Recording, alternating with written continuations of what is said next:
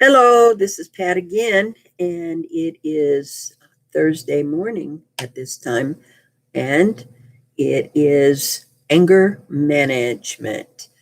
Anger management is also part of parenting class, also part of substance abuse class. We learn to manage emotions instead of doing things that result in negative consequences, including substance use, hurting the one we love, being irresponsible by acting on impulse. And some of us have certainly done those things. I know I have for sure. This morning, I need you to grab a piece of paper, print your first and last name. I need today's date, and I need the type of group, which is anger management. And the topic is the tip of the iceberg. The tip of the iceberg. What you see is not always what you get. To receive full credit, I will need this paper, and I will need you to write down 3 things you thought about, wanted to talk about, thought were important. And also, I need you to complete any tasks and assignments that I give you and put on this paper. Then you will need to take a picture of it and send it to me. Either email pat@changeisAchoice.org or text 217-766-9132.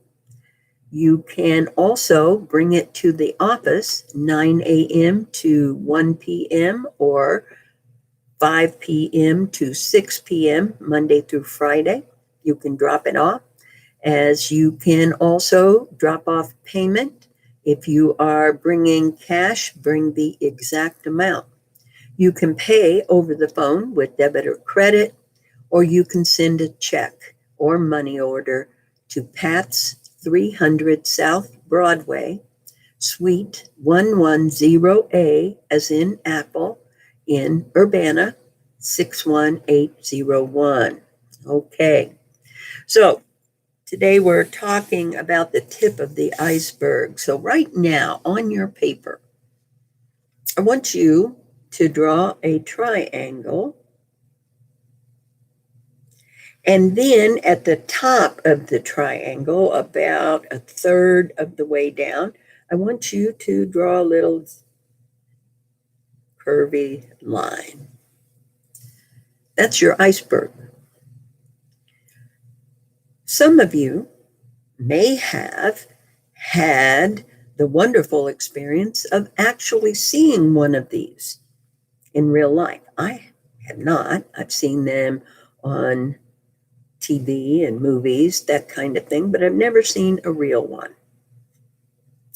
But I have seen some movies in the past that have shown where ships have run into the iceberg because they only saw the tip of it.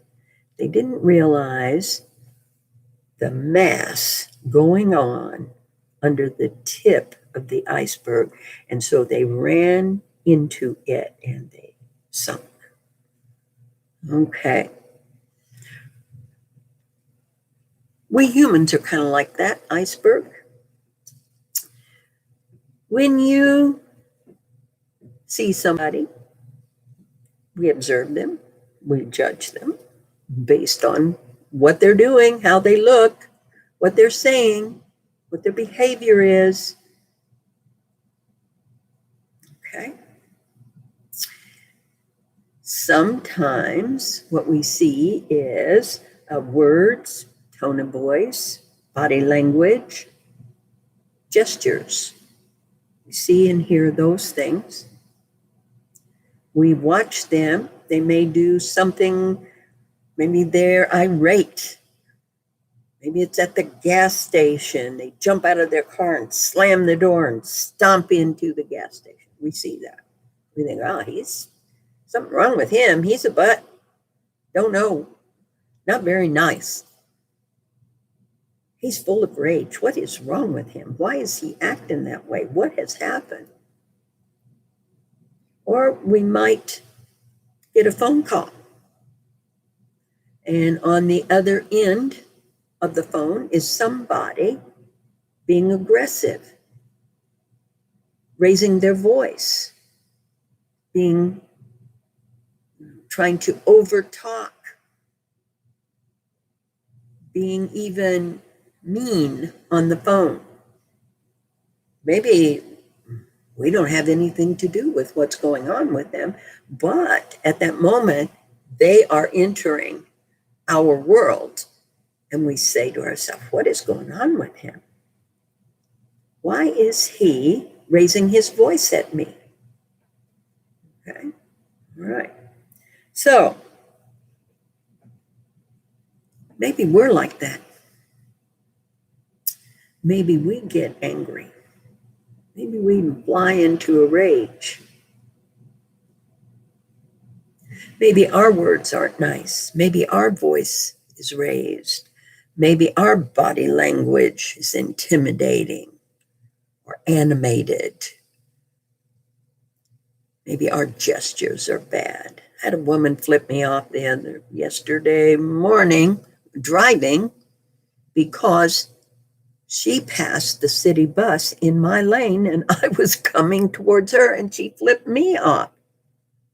I had a natural reaction to do something negative, but I thought better of it because I've learned when I flip people off, they might be a client. That's not nice. Okay. All right. So, what we see in ourselves, we may not understand. We only see the tip of the iceberg. So we say, God, why did I do that? Why did I say that? Why did I react like that? Why did I do that? What is going on with me? What is wrong with me? Of course, we can always shame and blame the other person and say, that's why I did it. But that is not really why we did it. We are angry, upset, rageful because of our own thinking, not because of the other person. Don't agree, huh?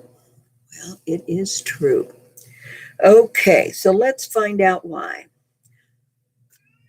Below that wavy line is the deep structure of the iceberg. Now, in the bottom of your iceberg, I want you to write down at the very bottom, I want you to write the words beliefs and values. Beliefs and values. Then, above that, you have experiences. Above that, you have fears. Above that, you have dreams. And above that, you have feelings.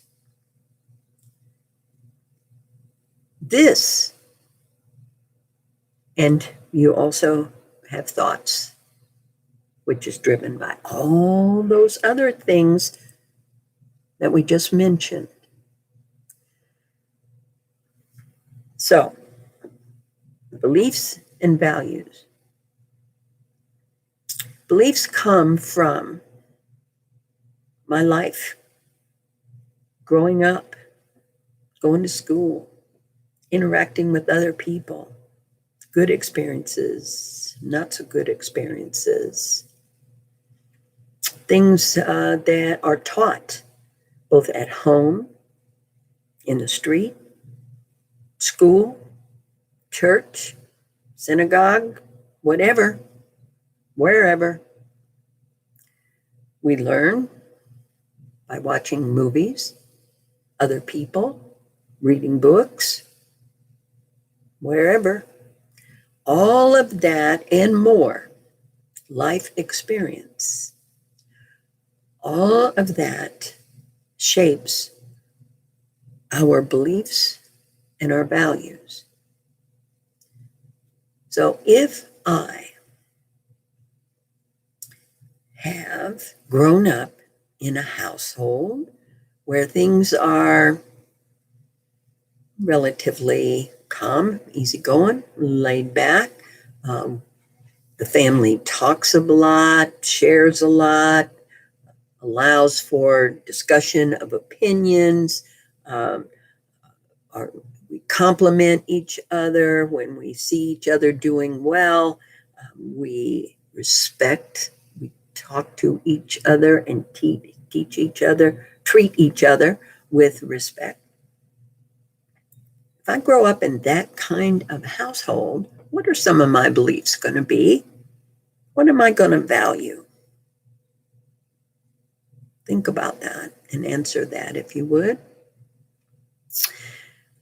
On the other hand, if I grow up in a household where there's troubles of all kinds, financial troubles, relationship troubles, um, whatever it might be, it kind of trickles down. And maybe I grew up in that household and people were critical of everything I did or said. Maybe there was a lot of screaming and hollering and demeaning and calling people out of their name. Maybe there was a lot of whoopings and harsh punishment. Maybe there was substance use or abuse in the house. Maybe when I went to school, there were kids there that weren't very nice. Maybe I had a teacher that was really a mean person, should not be teaching. Maybe I've got into friendships and relationships that were also not very nice. So all of that shapes a person's beliefs and values. What would be some of your beliefs and values, or the beliefs and values of a person who grew up in a home like that, or with those life experiences? So given that, we develop certain prejudices. We develop certain bias, and we look through those biases when we are viewing other people and the world around us. So that then shapes our current experiences. So it's kind of like a cycle, which then drives our thoughts and our feelings. And as I said before, we have thoughts and feelings. Our thoughts drive our feelings. So if I'm angry, if I'm feeling rage, if I'm feeling sadness, if I'm feeling hate, if I'm feeling whatever, it is driven by my thoughts, which is driven by my feelings, or excuse me, my beliefs and my values. So when I cuss people out in the spur of the moment, I act on impulse and I cuss people out. It all comes back to my beliefs, my life experience that has shaped the belief, my thoughts. That's where it comes from. So the deep structure of the iceberg is what is driving the tip of the iceberg.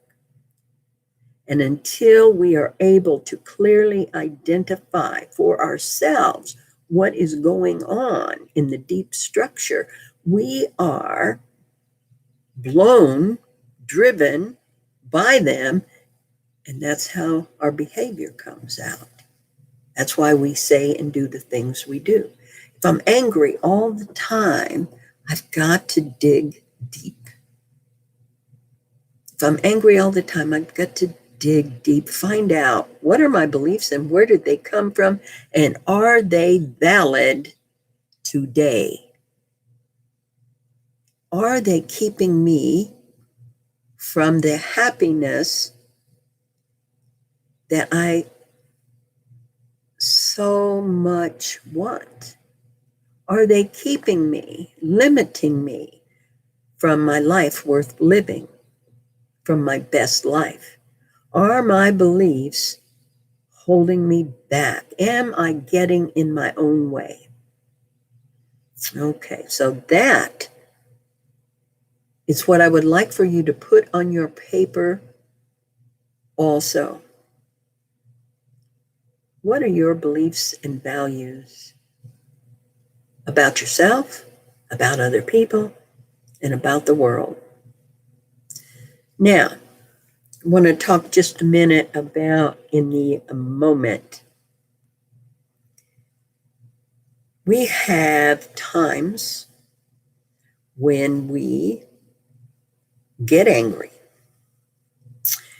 There are times where we get angry, but we can't act on it, or there's something in between us and the target. So we have time to think it through. Then there are times when, boom, it happens in the moment, like a phone call I got yesterday morning. Boom, right in the moment. Something that happens, we are face to face. We have no expectation of something happening. So 2 types: in your face and time to think. In your face and time to think. Types of situations that drive anger. So what I want you to think about right now is this. What do you feel like? What is your body like when you are angry? This is an important point. Do not dismiss it. Self-awareness is the key to success. If I don't know myself, I can't control myself. I can't make the best choice for myself. Self-awareness. How does your body feel? Think back. Think back to the times when you were angry, you were upset. How'd your body feel? Was it tight? Was it shaky? Were you sweating? Do you clench your jaw? You puff out your chest? You're feeling hot? The next thing, another early warning sign. Thoughts. We have thoughts that lead to trouble. Thoughts that lead to trouble could be, who does he think he's talking to? He thinks I'm an idiot. He must think I'm stupid. Who the heck is he? Or whatever. You have your list of thoughts that trigger feelings. Feelings. Feelings of anger, rage, have an underlying set of feelings. Hurt, shame, embarrassment, shock, disbelief, disrespect. Those we feel first. Fear. Fear is a big one. Those we feel, and then we get mad. Okay. So be aware of your bodily sensations and any thoughts that might lead you to trouble. Feelings that put you at risk of trouble. All right, now we're going back to use what we call stop and think. Stop. How do I feel? How does my body feel? Think.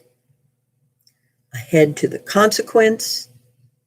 Don't go to jail, don't lose the job, don't hurt the one you love, and on and on. Stop, think, then be quiet, number 1. Shut the mouth if you can. 2, get space Get away from it. Get off of the phone. Walk away. Go lock yourself in the bathroom. Take a shower. Number 3, calm down. What does it take to calm you down? Does it take a hot shower? Does it take walking around the block? Does it take listening to music? What does it take? But calm down. One of the ways to calm down is talk yourself through it. You might have to say, okay, I'm angry because of this and this, but however, I'm grateful because of this and this. And you begin to talk about the positives, and that will calm you down. Okay, so this is a concept that you're going to need to know in order to complete your anger management. Stop and think, be quiet, get space, and calm down. It'll save you a lot of problems if you will just give it a shot. Okay, that's anger management for today. Hope that I hear from you. Again, you can contact me through email, text, or office phone. Hope that you have a great day, feeling well, and as we move through these uncharted waters. Thank you.